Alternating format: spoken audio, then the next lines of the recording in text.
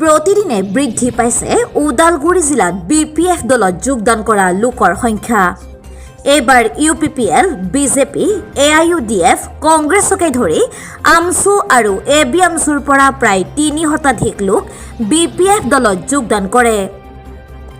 ওদালগুৰি জিলা BPFৰ কাৰ্যালয়ত সাংসদ বিশ্বজিৎ দৈমাৰী আৰু মন্ত্ৰী ৰিহন দৈমাৰীৰ উপস্থিতিত এখনি কৰ্মী যোগদান সভা অনুষ্ঠিত হয়।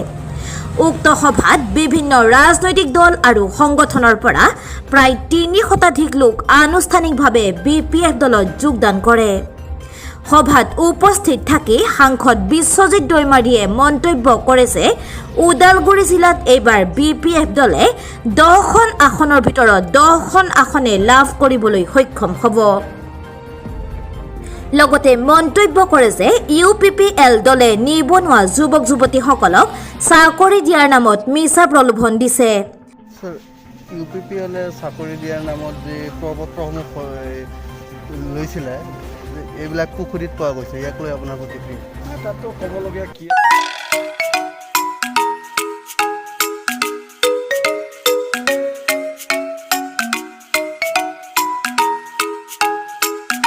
আছে, সাধাৰণ মানে কি কয় মানুহবিলাকে যেতিয়া সজাগ নহয়, বিভিন্ন ব্যক্তি, বিভিন্ন দল, বিভিন্ন দালালে তেনেকুৱা ধৰণৰ কৰি থাকিব।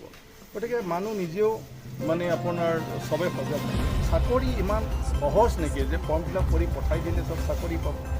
আজি গোটেই ৰাজ্যখনত নিবনুৱা সমস্যা যি ধৰণৰ এটা জ্বলন্ত সমস্যা হিচাপে আজি মানে কি কয় আপোনাৰ থিয় দিছে। সেইটো সময়ত কোনোবা ক'লে যে ফৰ্ম ফিল আপ কৰি কিবা কৰি চাকৰি আশা কৰিব লাগে, কেতিয়াও নাই। নিৰ্বাচন আহিছে, গতিকে জাষ্ট নিৰ্বাচনত ভোট ইয়াৰ কাৰণে ইমান হাজাৰ হাজাৰ মানে প্ৰপত্ৰবোৰ কি কৰিব? গতিকে যিবিলাক লৈ গৈছে ক'ৰবাত পেলাই থ'ব। ইলেকশ্যনৰ পিছতো আৰু একো নাই, জাষ্ট সেইটো হ'ল ইলেকশ্যনৰ কাৰণে যাহাতে সেই চাকৰিৰ আশা তেওঁলোকৰ পিছত মানে থাকে। তাৰ কাৰণে আপোনাৰ এই দলৰ মানে কৰ্মকৰ্তাবিলাকে সেই কাৰ্যটো কৰিছিলে। এতিয়া দল তেনেকুৱা কৰিবই কোনোবা নিজৰ স্বাৰ্থ পূৰণৰ কৰে। সেইটোৱেতো সজাগ হ'ব লাগে যে কিমান সঁচা কিমান মিছাটো অলপ আমাৰ সব ৰাইজে বিচাৰ বিবেচনা কৰাটো অত্যন্ত দৰকাৰ।